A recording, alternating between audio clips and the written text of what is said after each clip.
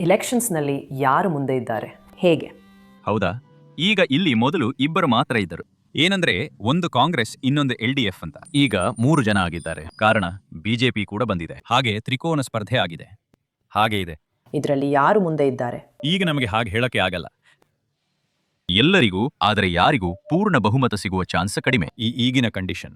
ಅದೇನೋ ಕಷ್ಟ ಅಲ್ವಾ? ಹೌದು. ಯಾರಿಗೂ ಮೆಜಾರಿಟಿ ಸಿಗಲ್ಲ. ಹೌದು, ಮೆಜಾರಿಟಿ ಸಿಗುವುದಿಲ್ಲ. ಇಲ್ಲ, 3ನೇ ಅವಧಿಗೆ ಬರ್ತಾರೆ ಅಂತ ಅನ್ಸುತ್ತಾ? ಪಿನರಾಯಿ ವಿಜಯನ್ ಅವರಿಗೆ 2 ಅವಧಿಗೂ ಕಷ್ಟ. ಬಂದರೂ ಬರಬಹುದು. ಬರಬೇಕು ಅಂತ ಆಸೆ ಇದೆಯಾ? ಸರಿ, ಯಾಕೆ ಬದಲಾವಣೆ ಬರಬೇಕಾ? ಇಲ್ಲ ಹಾಗೆ ಕಂಟಿನ್ಯೂ ಆಗ್ಬೇಕಾ? ಇಲ್ಲ, ಈಗ ಯಾರು ಬಂದರೂ ಸಾಮಾನ್ಯ ಜನರಿಗೆ ಇದೇ ತರಹದ ಪರಿಸ್ಥಿತಿ ತಾನೆ. ಗ್ಯಾಸ್ ಇಲ್ಲ, ಇದಿಲ್ಲ ಅಂತ ತುಂಬಾ ಸಮಸ್ಯೆ ತಾನೇ ಇದೆ. ಹಾಗೆ ಇದೆ. ಲಾಕ್ಡೌನ್ಗೆ ಹೋಗುತ್ತಿದ್ದೇವೆ ಅಂತ ಹೇಳಬಹುದು. ಏನಾಗತ್ತೋ ಗೊತ್ತಿಲ್ಲ. ಇದೆಲ್ಲ ರೂಮರ್ಸ್ ಅಷ್ಟೇ. ಯಾರು ಮುಂದಿದ್ದಾರೆ? ಬಿಜೆಪಿ ಬಂದ್ರೆ ಒಳ್ಳೇದು. ಬರುತ್ತೆ. ಇಲ್ಲ, ಇಲ್ಲಿ ಮೇಯರ್ ಅವರು ಬಂದಿದ್ದಾರೆ. ಮೇಯರ್ ಎಲೆಕ್ಷನ್ ಅಲ್ಲಿ ಅವರೇ. ಬಿಜೆಪಿನೇ ಬರಬೇಕು. ಬಿಜೆಪಿ ಬರುತ್ತೆ. ಬರುವ ಅವಕಾಶ ಇದೆ. ಅವರು ಬಂದರೆ ಕೇರಳಕ್ಕೆ ಏನು ಬದಲಾವಣೆ ಬರುತ್ತದೆ ಎಂದು ನಿಮಗೆ ಅನಿಸುತ್ತದೆಯೇ? ಏನು, ಯಾಕೆ ಅವ್ರು ಬರಬೇಕು ಅಂತ ಆಸೆ ಪಡ್ತೀರಾ? ಒಟ್ಟಾರೆಯಾಗಿ ಕೇರಳಕ್ಕೆ, ತಮಿಳುನಾಡಿಗೆ ಅಂತ ಅಲ್ಲ, ಒಟ್ಟಾರೆಯಾಗಿ ಭಾರತಕ್ಕೂ ಒಳ್ಳೆಯದೆ. ಎಲ್ಲ ಒಳ್ಳೆ ಕಾರ್ಯಗಳು ಮೇಲಿನಿಂದಲೇ ಬರುತ್ತವೆ. ಉಳಿದ ಭಾರತಕ್ಕೆ ಹೋಲಿಸಿದರೆ ಕೇರಳ ಮತ್ತು ತಮಿಳುನಾಡಿನಲ್ಲಿ ಬಿಜೆಪಿ ವಿರೋಧ ಜಾಸ್ತಿ ಅಲ್ವಾ? ಇದು ಈಗಿನ ಸಮಸ್ಯೆ ಅಲ್ಲ, ಹಿಂದಿನಿಂದಲೂ ಇರುವ ಒಂದು ಸಮಸ್ಯೆ ಅಲ್ವಾ? ಅಂದರೆ ಆ ಕಾಲದಲ್ಲಿ ಕಮ್ಯುನಿಸ್ಟ್ ಪಾರ್ಟಿ ತಂದಿದ್ದರಿಂದ ಆ ದಿನಗಳಲ್ಲಿ ಕಾರ್ಮಿಕರು ಹೆಚ್ಚಾಗುತ್ತಾರೆ. ಈಗ ಕಾರ್ಮಿಕರನ್ನು ಸಂರಕ್ಷಿಸುವುದಕ್ಕೆ ಆ ದಿನಗಳಲ್ಲಿ ಎಡಪಂಥೀಯ ಮಾರ್ಕ್ಸಿಸ್ಟ್ ಪಾರ್ಟಿ ಬೇಕಾಯಿತು. ಈಗ ಕಾರ್ಮಿಕರೆಲ್ಲ ಮಾಲೀಕರಾಗಿದ್ದಾರೆ. ಅದೇ, ಹಾಗಾಗಿ ಈಗ ಇವ್ರು ಬಂದ್ರೆ ಇನ್ನೂ ಸ್ವಲ್ಪ ಚೆನ್ನಾಗಿರುತ್ತೆ.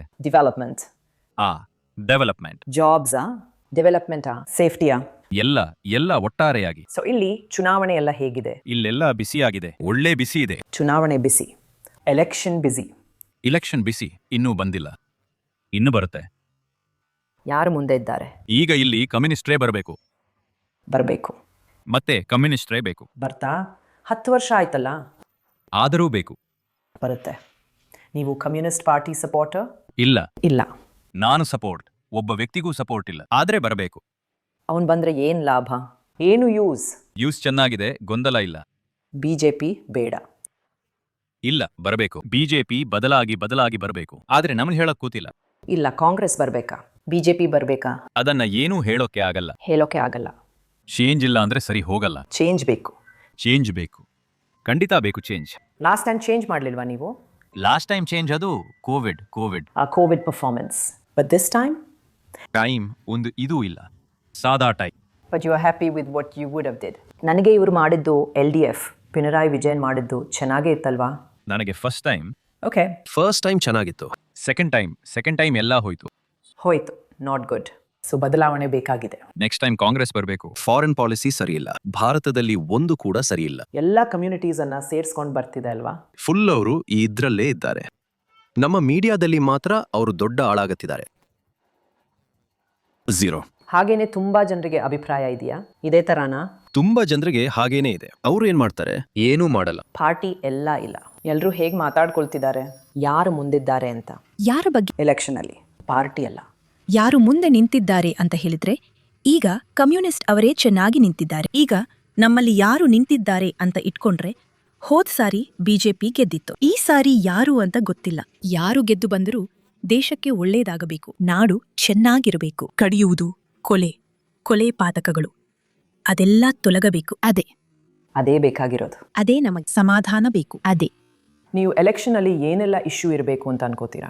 ಈಗ ನೀವು ಕೊಚ್ಚೋದು, ಕೊಲೆ ಇರಬಾರದು ಅಂತ ಅನ್ಕೋತೀರಾ. ಅದೇ ರೀತಿ ನಮ್ಮ ಯುವಕರಿಗೆ ಉದ್ಯೋಗ ಬೇಕು, ವಿದ್ಯಾಭ್ಯಾಸ ಬೇಕು, ವ್ಯತ್ಯಾಸ ಬೇಕು. ಇದು ಎಲ್ಲಿ ಬೇಕಾದರೂ ಇಳಿದು ನಡೆಯಲು ಧೈರ್ಯ ಕೊಡಬೇಕು.